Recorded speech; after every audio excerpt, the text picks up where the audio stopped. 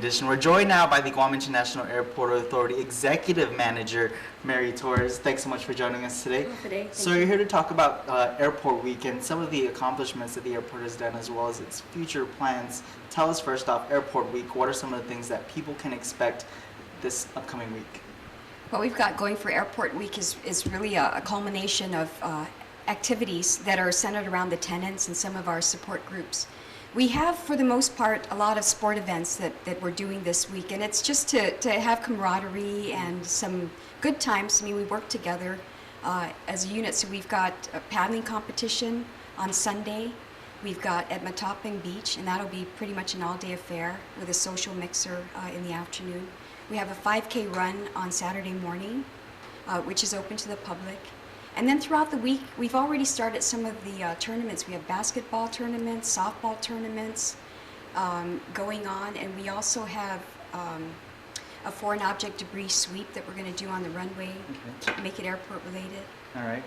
We also have, as part of that, a groundbreaking ceremony for one of our key projects that's coming up, the instrument landing system groundbreaking for our new expanded runway.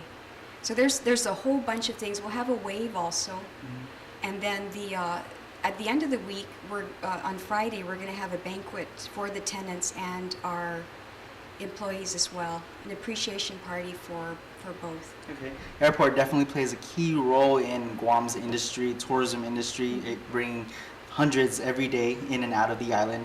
Tell us about some of the accomplishments that the airport has done since you've been at the helm. The airport continues to make a lot of improvements, not only to its infrastructure, our in-house terminal.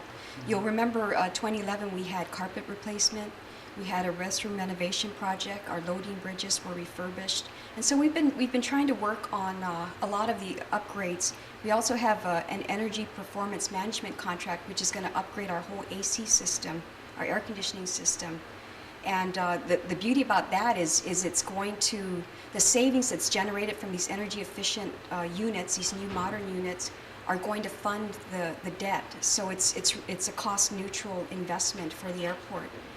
In addition to that, we have runway expansion projects also. We completed our runway expansion and we have our instrument landing system. Okay. Which you said is going to be breaking ground. Now, speaking of the expansion efforts, what are some of the future plans that, yes, the community can expect? And what's the status of the Teason area, being more part of the airport rather than a thoroughfare? We've got, one of our projects, of course, is to be self-sustaining. We're mandated to be self-sustaining, and what we need to do in order to be self-sustaining is create revenues that are non-airline revenues, so not other than revenues that the airlines contribute.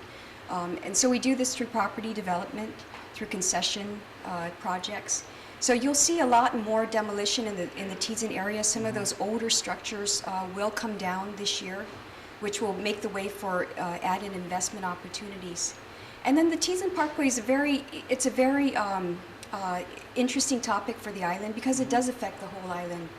And we have been moving with that. We've made great progress though, and the tremendous progress is there is dialogue between our federal counterparts, the FAA, Federal Highway Administration, our local Department of Public Works, the Guam Airport, and also the Ancestral Lands Commission and the Teason landowners, the private landowners.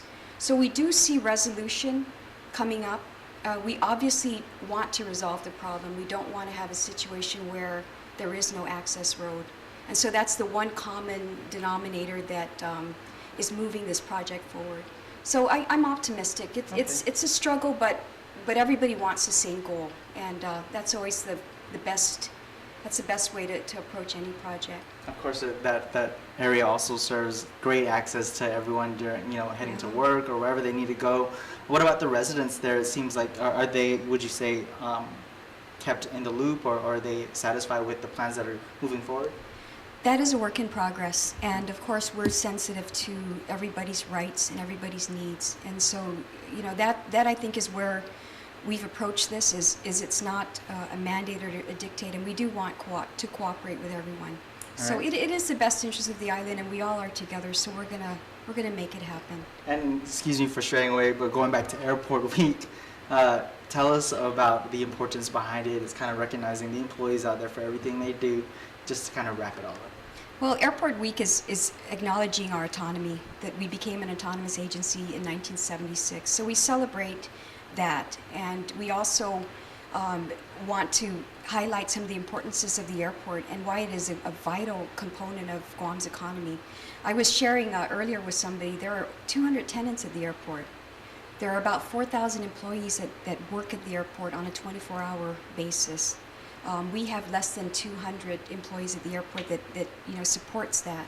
But it is a huge operation, and it requires all of our partners to give 100% of their effort. So when we celebrate Airport Week, we don't celebrate necessarily the airport and its employees, but we celebrate all our partners.